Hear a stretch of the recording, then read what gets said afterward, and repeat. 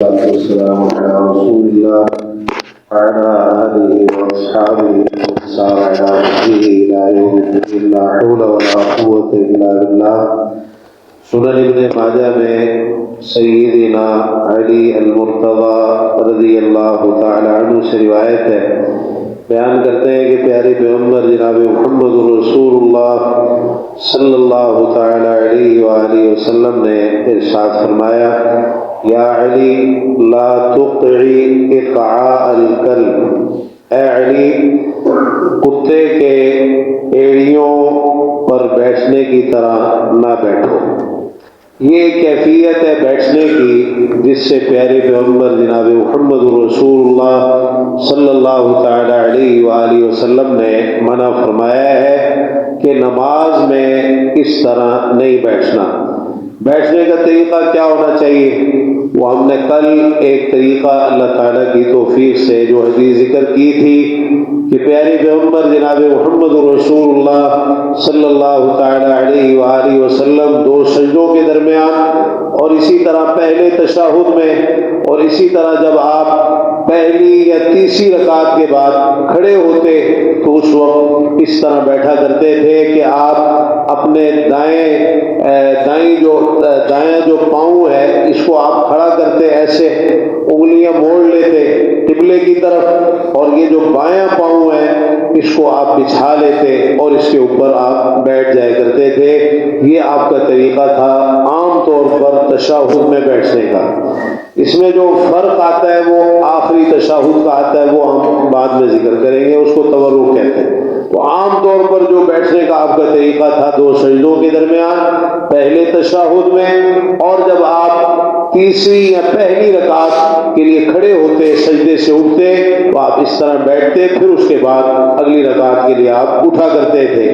تو یہ جو کیفیت حدیث کے اندر آئی ہے جس سے آپ نے منع فرمایا، یہ بیٹھنے کی کیفیت سیدنا علی رضی اللہ تعالی عنہ کو آپ نے خاص طور پر یہ تلقین فرمائی کہ علی اس طرح نہیں بیٹھنا، لا تقعی اقعاء الکلب، کتے کے ایڑیوں پر بیٹھنے کی طرح نہیں بیٹھنا، کتے کے ایڑیوں پر بیٹھنے کی طرح نہیں بیٹھنا، یہ کیفیت بیٹھنے کی نہیں ہونی چاہیے۔ اب اس کو کیسے سمجھیں گے آپ؟ اس کو آپ اس طرح سمجھیں گے کہ یہ جو انسان کا پچھلا حصہ ہے نا، پچھلا حصہ یہ ایسے بیٹھ جانا، ایسے بیٹھنا، اور یہ جو پاؤں ہیں آپ کے یہ دونوں باہر نکالنا اور ہاتھ ایسے رکھ لیں۔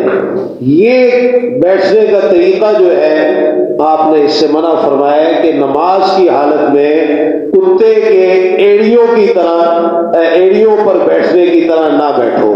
یہ سمجھ میں آ گئی بات؟ یہ آپ کے پاؤں جو ہیں یہ باہر نکلے ہوئے ہیں، یہ دایاں پاؤں یہ بایاں پاؤں، پچھلے حصے پر آپ بیٹھ گئے اور ہاتھ نیچے رکھ لیے۔ اب اس میں چاہے کوئی ایسے کر لے یا چاہے نیچے رکھ لے گھٹنے اور اس طرح کر لے، یہ کیفیت بیٹھنے کی منع ہے۔ اللہ کے رسول صلی اللہ علیہ وسلم نے اس سے منع فرمایا ہے کہ نماز کی حالت میں اس طرح نہیں بیٹھنا۔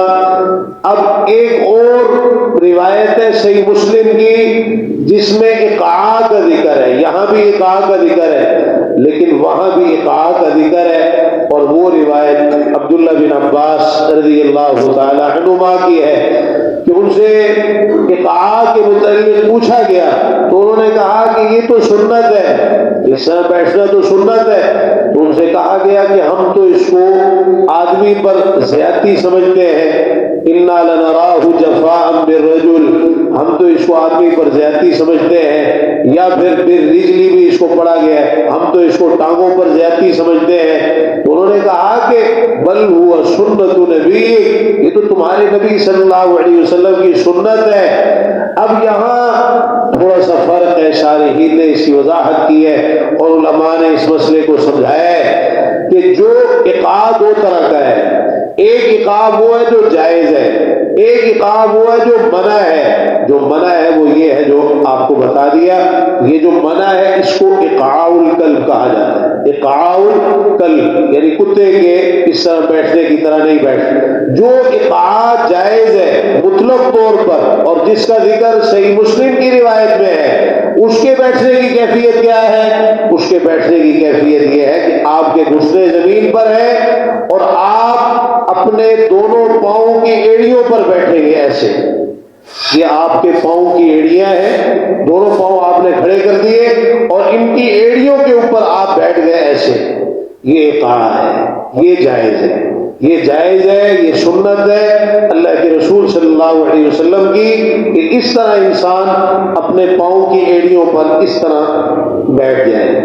پچھلے دونوں پاؤں اپنے دائیں پاؤں کھڑے کر لے اور یہ جو ایڑیاں ہیں ان کے اوپر بیٹھ جائے، ہاتھ اپنے گھٹنوں کے اوپر رکھ لے، دو سجدوں کے درمیان ایسے بیٹھ جائے، یا پہلے تشہد میں یا پھر جب پہلی تیسری رکعت کے لیے کھڑے ہونا ہے اس وقت ایسے بیٹھ جائے. تو یہ بھی ایک بیٹھنے کی کیفیت ہے جو جائز ہے، سنت ہے. لیکن اس میں فرق یہ ہے کہ یہ ایسی سنت نہیں ہے کہ اس کو معمول بنایا جائے، یہ کبھی کبھار کا عمل ہے. یعنی اللہ کے رسول صلی اللہ علیہ وسلم کا یہ عمل کبھی کبھار کا ہے، جائز ہے.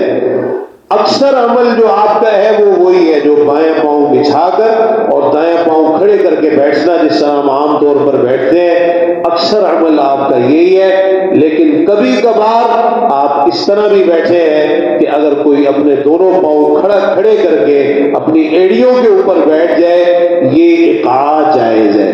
جو ایقاع منع ہے، ایقاع القلب، وہ ہم نے وضاحت کر دی کہ وہ آپ اس کی کیا کیفیت بنتی ہے. تو یہ وہ مسائل ہیں کہ ان کو احادیث کی روشنی میں سمجھنا چاہیے.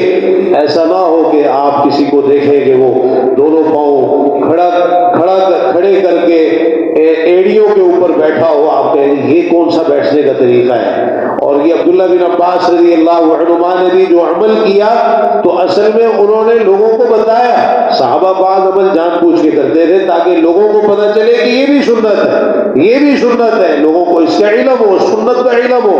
یہ نہ سمجھے کہ یہ جائز نہیں ہے، نہیں، اس کی بھی اجازت ہے اور یہ بھی سنت ہے. تو انہوں نے خاص طور پر لوگوں کو بتانے کے لیے یہ عمل کیا کہ یہ بھی اللہ کے رسول صلی اللہ علیہ وسلم کی سنت ہے کہ اگر کوئی اس طرح ایقاع کرے تو یہ جائز ہے. اللہ تعالیٰ مجھے اور آپ کو تمام مسائل کو صحیح احادیث کی روشنی میں سمجھنے اور پھر ان پر عمل کرنے کی توفیق نصیب فرمائے.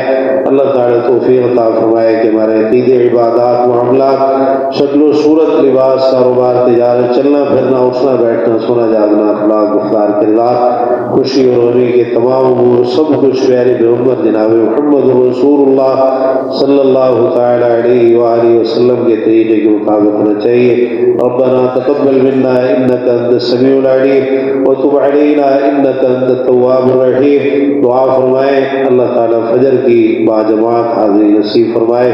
وصلی اللہم تعالی علی نبینا محمد وعلی آلہ وصحبہ اجمعین. سبحانک اللہم وبحمدک، اشہد ان لا الہ الا انت، استغفرک واتوب الیک. والسلام علیکم ورحمۃ اللہ وبرکاتہ.